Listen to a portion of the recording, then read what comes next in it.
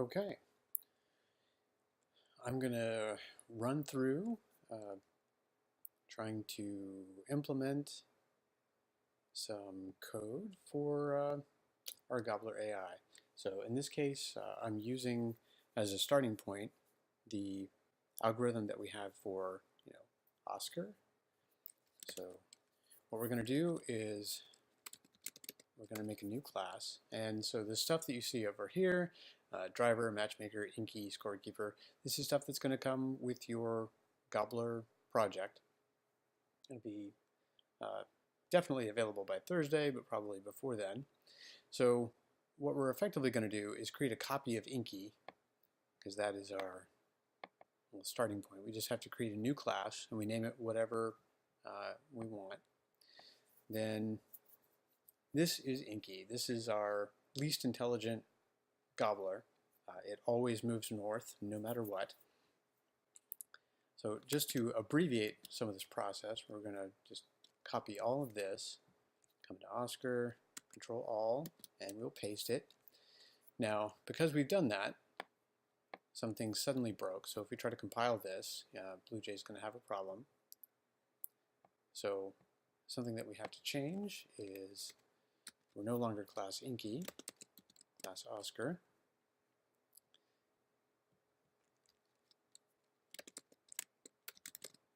Not that changing the string really matters a whole lot right there. What matters a lot more is this.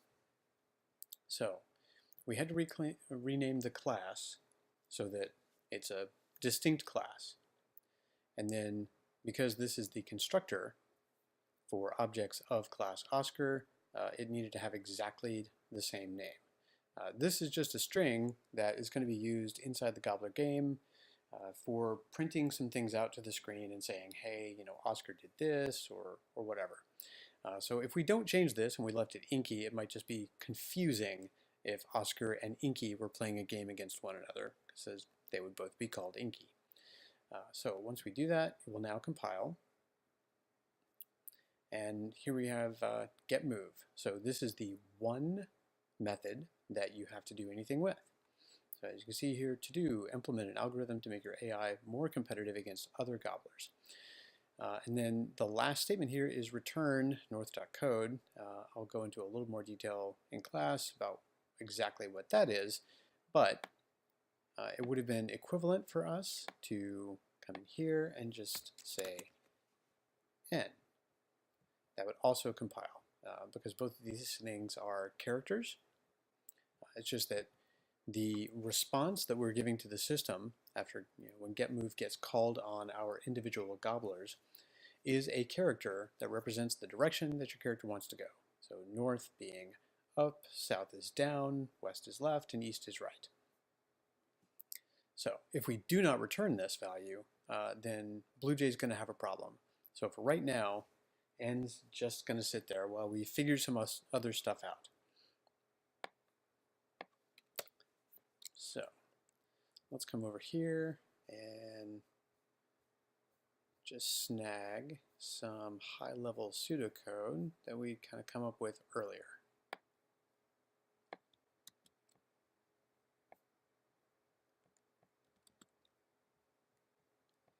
And then because none of this is actual code,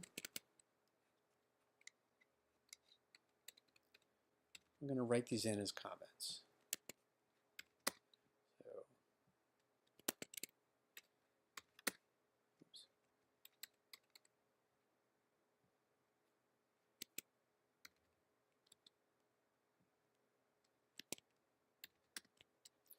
Okay, so we have some ifs here, and then as we can see that comments don't really have to be indented or anything of the like. In fact, all of this gets completely ignored by Java. It's just here for us.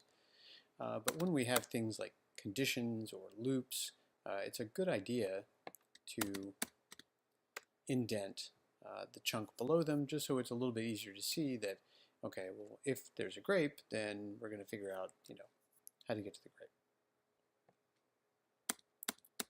So, all right. So at this point, we really just have one decision point, right? Whether or not we found a grape. and we do some different things based on the outcome of that decision. So we have some high-level code in here, and because like you saw in the example or sort of read in the text, some of these things might get a little lengthy. Let's say, for example, moving in a random direction. We go back here. Okay, move in a random direction. This is, you know, lengthy. It's not huge, but, you know, if you think about sandwiching this and this other stuff, you know, all into one method, it's going to start scrolling off the screen, and it becomes a little harder to keep track of and what's going on. So we're going to take advantage of the fact that we can be more modular. We can write additional methods called helper methods that are going to do some of the work for us, things that we can break out into individual chunks. So right off the bat, just because this is a super easy one to split apart, you know, we're going to have something for moving in a random direction. So because it doesn't need to be public, you know, we can make it private. However, we might have a little bit better results just from our ability to test it out on the fly to, you know, see if you know, it works or not. So we won't necessarily have to run get move to find out if, you know, getting a random direction will work out for us. So we're going to go ahead and make it public just because it doesn't hurt anything. And because we want to move in a random direction and our moves are being represented as a character, well, then we'll just go ahead and give back a character. And because we want a random direction, we'll just say get random move.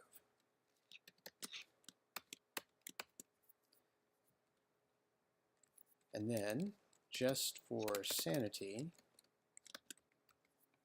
we're going to say, okay. So the reason that I went ahead and did what I did is I wrote out this here is the declaration of the method, and everything in the curly braces will be its definition. So it's public, so that means that anything could call it. It's going to return a character, just one single character, and we named it getRandomMove. Now at this point, if we look back at our pseudocode, move in a random direction. So there's not actually any information that we need from outside. We can, you know, determine something random without knowing anything else, per se. In other words, we don't need to receive, say, a copy of the board. We're not really concerned about where Oscar is on the map. Not that we couldn't find that out anyway. So we don't really need to pass any new information or any specific information into getRandomMove. However, now we have the ability to, because we have this method, right? We know what it's going to do. It's just going to get us a random move. Then up here in getMove, where we're talking about returning n, we don't necessarily have to do that anymore. Because if nothing else, we have one chunk, right? getRandomMove, that's going to be able to get a random move for us. So even if we didn't do anything else at all, even if we left all the rest of this stuff as junk, we'd still be able to get a random move, which means we have a move that we can return. So in light of this, I'm going to go ahead and make a new variable. I'm going to say, you know, create a variable. Wow, can't type. Store the move we will make. Okay, and it's a character, or I could, you know, make it as a character. Seems fair enough. Let's say move equals. So now here, if I just want to have, you know, north be my default, be kind of like Inky, then I'll do that. However, now we can, because getRandomMove gives us a character which can be assigned to move, then we'll say move getRandomMove. And Java doesn't have any problem with this. Now you'll notice that here, even though this is indented, move will get assigned a random move no matter what. Nothing is going to change that. So for right now, and let me just show you, okay, a couple of things about BlueJ that might help you. Actually, let me move this little guy over here. Oops, I didn't want that. Oh, window went away. Here, we'll just double click on it. There we go. Bring it back up so we can see it. Okay, so now we can see everything that's actually important to us. Okay, so we have a couple move methods that they compile. So if nothing else, Java has determined that there aren't any syntax errors or obvious semantic errors for us to be concerned with. So we can actually kind of test this out just a little bit. Now, when we right-click on one of our class representations in BlueJ, we see all of these static methods. Now, in this case, the constructor is treated as a static method. That's the only way that we can actually make new copies of Oscar when we didn't already have one. So we're going to create a new Oscar, and it's just asking for what's basically a variable name. We don't see it in the context of code, so we might not think of it as the same way, but really it's just a variable name, and its type is Oscar. So now that we have created it, when we right-click on it, we see different stuff. We see getMove, char, bracket, board. So this would be what normally gets called on Oscar during the game. And then we see the one that we created, getRandomMove. So we can actually test this out. If we tap on it, we see that it returned a value of capital letter N, which is exactly what we would expect because that's all we did. We just returned that individual value. And as you'll notice, when we do this, it just, boom, we see the return. It doesn't ask us for anything else. And that's because getRandomMove doesn't have any parameters. So if we had put something in here, then we would be asked for that information by BlueJ when we went to test that method. Okay, so let's actually try to use our pseudocode to see if we can make getRandomMove function and give us a random move. So we'll come back here, and even though it's going to be a little bit ugly, since we had already worked out this pseudocode before, I'm going to copy that, and then come in here, and you know what? Just for a little sanity, I'm going to do that. And that just means, so this /**, when you do that, it creates multi-line comments.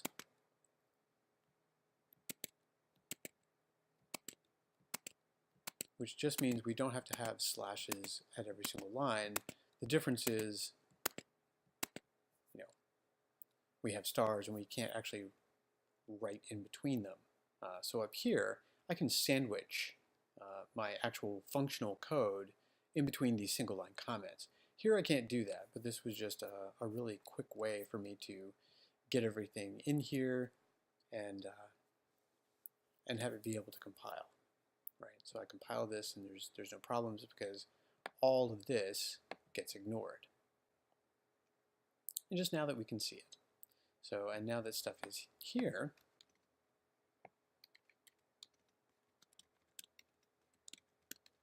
we can run through real quick and just see if I can just change these into single line comments. Just that hopefully it'll be a little bit quicker when we actually go to insert functional code.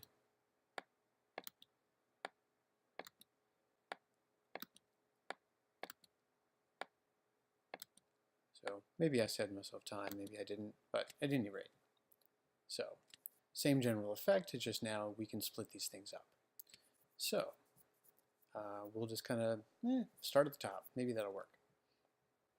So set up a new random number generator. So there was a lab on this, but it's pretty straightforward. So random, and I like to call these chaos equals new random. Now, before we can actually use this, we're going to have to import random. Now I happen to know where it already lives, and that's great. There's no reason that you can't just. Okay. Boom. There we go. So Java util random is the class that defines random number generators, and so it doesn't similar to get random move. This doesn't take anything. We can just call it. It doesn't require any arguments from us. So that exists. Map each of the 4 possible directions to different sequential numbers. Okay. And we want to do that mostly because randoms can give us a range of values. So 0 up until it reaches whatever number we want to ask for. So it's really easy to just say 0, 1, 2, 3. If we had arbitrarily said 1, 2, 4, and 1, 2, 3, and 4, we could have done that. We would just have to add 1 to the output of the random number generator so that our range then becomes 1 through 4 rather than 0 through 3. So you can do it either way. It's whatever makes sense to you. Okay, so really, let's see. We don't have any real code to write here. This is just our decision, right? These are just what we're assigning these values to. In fact, to save a little space,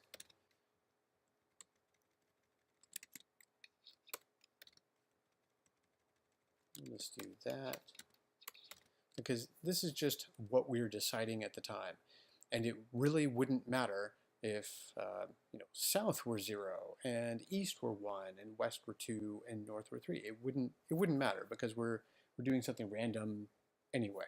It's just we have to decide what it is, so that when we pull out a random number, we can then map that to what we want to do. So get a random number between 0 and 3.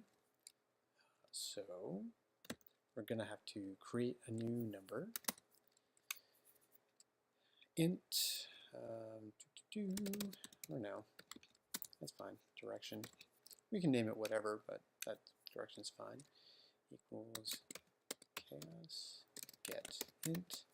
And then, so remember that when we call this, we're not going to actually get 4. We can get 4 possible different values, but just like the indices of an array, it's going to start at 0 and it's going to stop before it gets here. So we have 4 different values, so we'll put 4 in here, but remember those values are 0 through 3. Okay, so that gives us that, and then we just need to have some mapping, some decisions here. So if direction is equal to 0, then, okay. So we have not yet created a variable to store, what our choice is actually going to be. So we need to do that.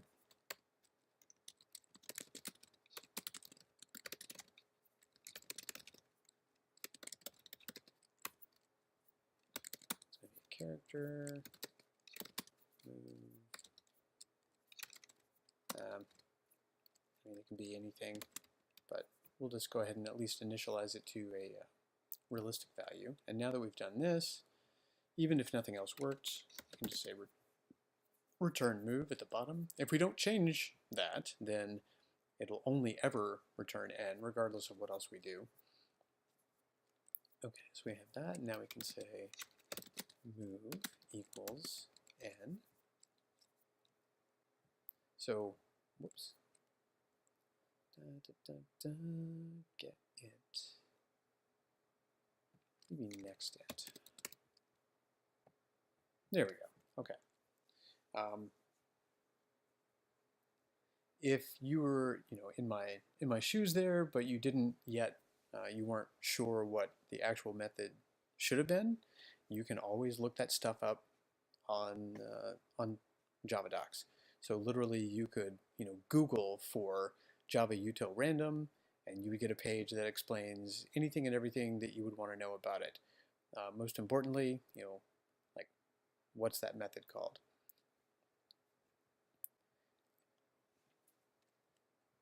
However, you don't have to. So this should generally be the only method that you would need to call on a random number generator for Gobbler, is just to get whole numbers. You can get other stuff, but here I think that should suffice for you. So there's no real reason to worry about anything other than next int. Okay, so currently we only have one of the possibilities mapped to an action, so we'll keep going. So if it wasn't 0, then else if,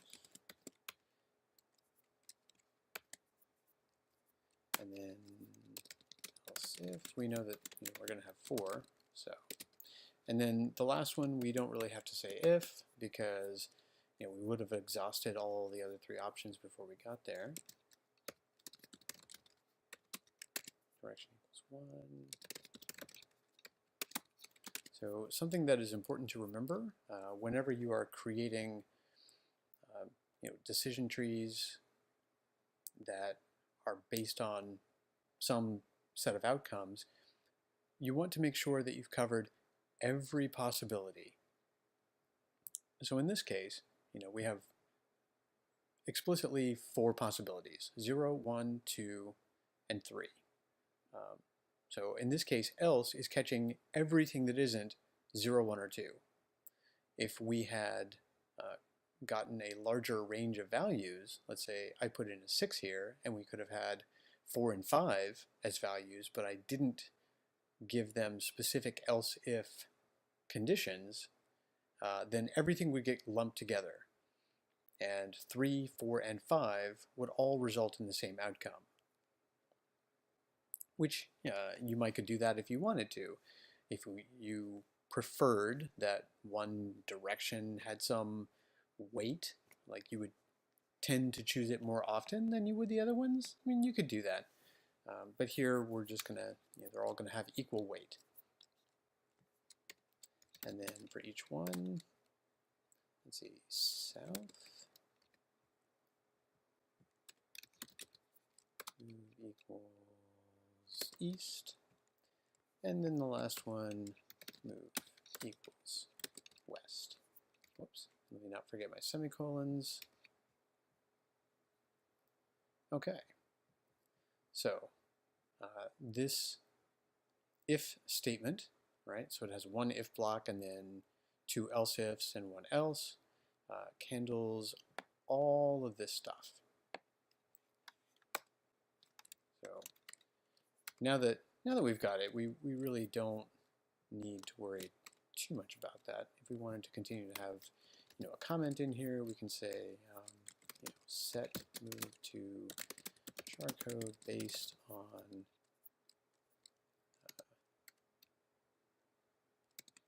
random direction value, right? Okay. So that's pretty much it. We'll compile it. There's no problems with that, so that's cool. Now, if we want to, because again, this is public, so we can call it whenever we want, provided that we have an instance of the object. So get random move. Now when we call it, okay, we got south, close it, call it again, we got west, call it again, we got south again, south again, okay. But as you can see, we're not always getting the same answer now. So it looks like our get random move does in fact appear to be random enough that we can sort of consider that part of the problem solved, right? So we took basically one line here. It got expanded into some additional lines of code, but up here in get move, really we just have the one statement, and that's all we have to care about. And if for some reason, we had some other place in our code where we cared about getting a random move, well, we could always just call this one method and boom, we would get it. We wouldn't have to duplicate that work. Okay, so let's look at the more complicated part of it. So finding a grape on the board. Now, part of the issue that we might run into here is that, if we look back at our pseudocode, we have two pieces of information that we really care about, right? We need the row and the column so that we can then figure out, how we want to move. But when we return a value from a method, we just get one value. So we're going to have to find, some way to contend with that. And there's a few different options that work, but probably one of the simplest is to have another data structure, right, another class that is going to let us put both a row and a column into one object. So we can just encapsulate that together, and then we can treat it as a unit. So that one unit can be your return value, and then you get the individual pieces that you needed, the row and the column, back out. That is probably, while it may not sound like it, that's really the least complicated way to solve that problem. So what we're going to do down here is class, we'll just say coordinates, right? Because that's what they are. Okay. So this is something called an inner class, and if there's something that you want to create and the current class that you're working on needs it, but it's the only thing that you anticipate to need it, then you can just define it down here. And then similar to Oscar up here, where we have a constructor, we do in fact need that. Now, something that you'll notice, Oscar really doesn't do anything interesting other than set name, which it wouldn't have to be in the constructor. We could have put it up here, and it would be static. That's not how I chose to do it at the beginning. However, we are going to want it for this. So coordinates, if I can spell correctly. Public coordinates. Does that look right? Yeah, sweet. Okay, so we have two pieces of information that we want to store in our coordinates. Public int row and public int col. And you'll notice I'm just being abbreviated here just because I don't want to burn a lot of space. This is a pretty straightforward issue, and we don't really need to know much. Whoops. It does need a type, int row, not a semicolon, int col. There we go. Now, we're going to remember that this refers to the current instance of the object. So it's going to kind of override this local variable, which has the same name as its instance variable.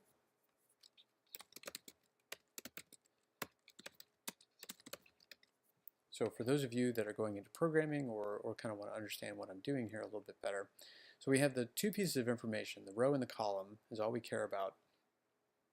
Now my intention for making them public is because I'm just going to decide that coordinates can't really be changed.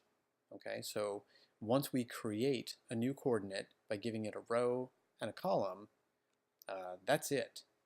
Right? We'll stuff this information in here, and then we can't change it. I'm not going to give it anything else.